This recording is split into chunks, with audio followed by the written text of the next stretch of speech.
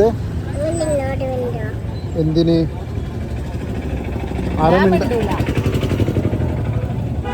ഞാൻ മിണ്ടൂല ഇക്ക മിണ്ടൂല പറഞ്ഞാളക്ക ഞാൻ മിണ്ടൂല.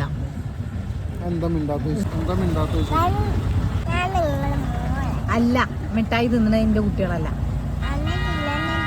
ഈ അപ്പൊ തിന്നത് പിന്നെന്താ? വേണ്ട, ഈ നേരത്തെ എന്നോട് തന്നെ പറഞ്ഞേ ഇതൊക്കെ ഈ വാങ്ങി കഴിക്കും. വേണ്ട, ഇപ്പൊ എന്തിന്റെ മിഠായില്ലേ തിന്നേനെ? എനിക്ക് ചുമയല്ലേ? മിഠായി കഴിക്കാൻ പാടണ്ട, പല്ല് കേട് വരില്ലേ?